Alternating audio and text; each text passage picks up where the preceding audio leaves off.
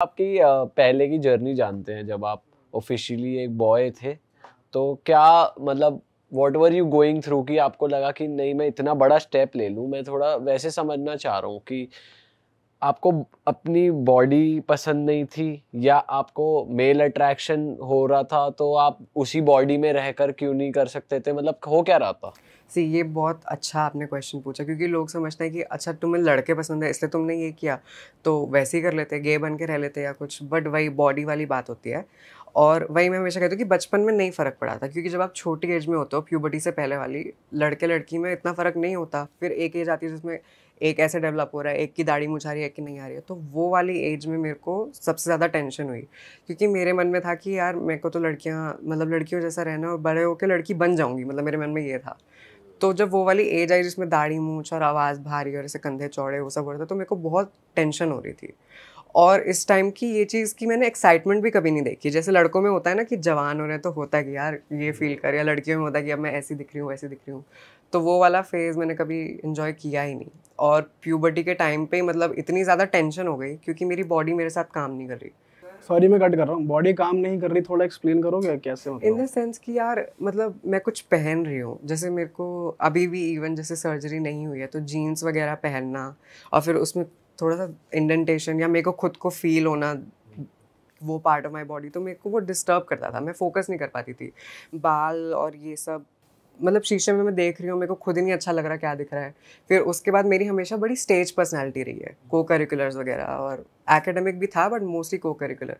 But जब एक आपका कॉन्फिडेंस हिला पड़ा है तो फिर आप कैसे स्टेज पे जाओगे?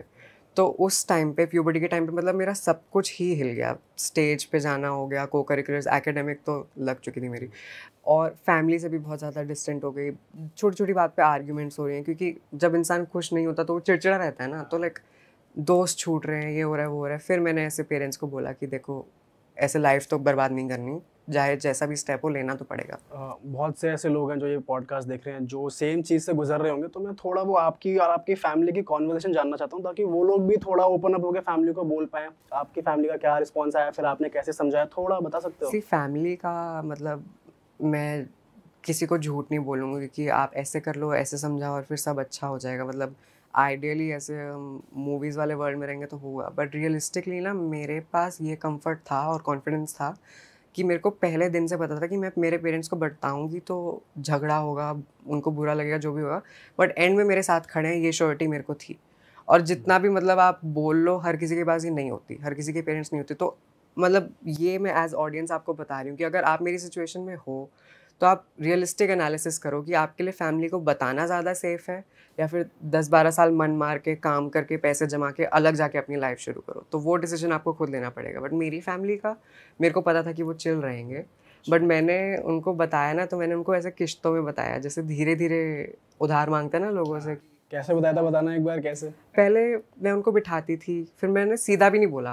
पहले मैंने उनको सिर्फ बोला कि मम्मी को बिठाया, पापा से तो फटती थी। तो मम्मी को बिठा के मैंने बोला कि मम्मी मेरे को लड़कियां नहीं पसंद। फिर ऐसी 2-3 इनडायरेक्ट बातें कर जाती। फिर मम्मी ने मेरे को बोला कि क्या कह रहा है तू, कह रहा है तू गे है? मैंने कहा हाँ। तो उतने में मेरे को लगा कि चलो मम्मी को इतना समझ आ रहा है तो यहीं पे बात ख़त्म कर दो।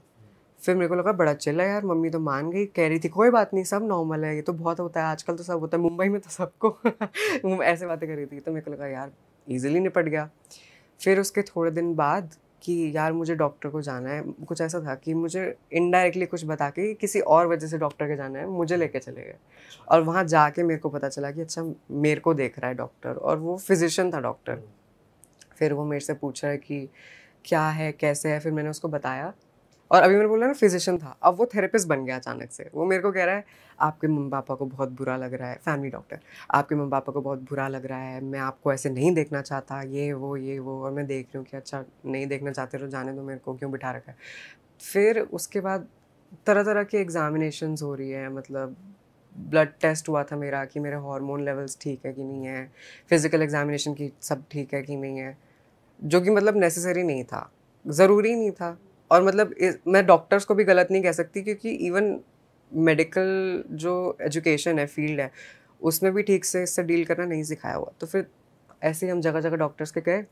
फिर उसके बाद एक ने बोला कि यार फिजिकल प्रॉब्लम नहीं है, आप किसी साइकोलॉजिस्ट को दिखाओ।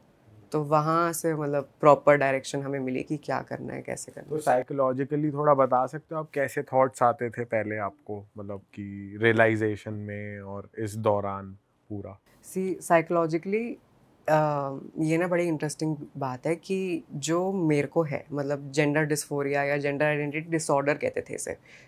अब इसको डिसऑर्डर क्यों नहीं कहते हैं, क्योंकि ये होने की वजह से मेरी लाइफ में कोई प्रॉब्लम नहीं है। अब आप समझना कि अगर मुझे लड़कियों जैसा लगता है या मुझे लड़कियों वाले कपड़े पहनने हैं तो उससे मेरी लाइफ में कुछ होगा नहीं। लेकिन जो लोगों का बिहेवियर है ना, जैसे अगर मैं लड़की जैसी हूँ तो स्कूल वाले बच्चे मेरा मजाक उड़ाएंगे, बुलिंग का जो नेगेटिव इफेक्ट होता है, उसका एंग्जाइटी, उसका डिप्रेशन, वो असल में प्रॉब्लम है। अभी आज आप भी लिपस्टिक लगा लो, वो लिपस्टिक आपको थोड़ी तंग करेगी, लेकिन अगर 4 लौंडे मजाक उड़ाएंगे वो आपको डैमेज करेगा। तो ये वाली बात थी कि साइकोलॉजिस्ट के साथ मेरे को ये बड़ी हेल्प मिली कि मैं समझ गई कि मेरे में कमी नहीं है भाई। क्योंकि बहुत ज़्यादा आप शेम में और सेल्फ ब्लेमिंग में चले जाते हो कि पेरेंट्स भी मेरी वजह से उदास हैं, सब हंस रहे हैं तो मुझ पे ही हंस रहे हैं, तो कुछ तो होगा। तो वो सबसे अच्छा पार्ट था साइकोलॉजिस्ट के पास जाने का, कि आप समझ जाते हो कि आपकी कितनी गलती है।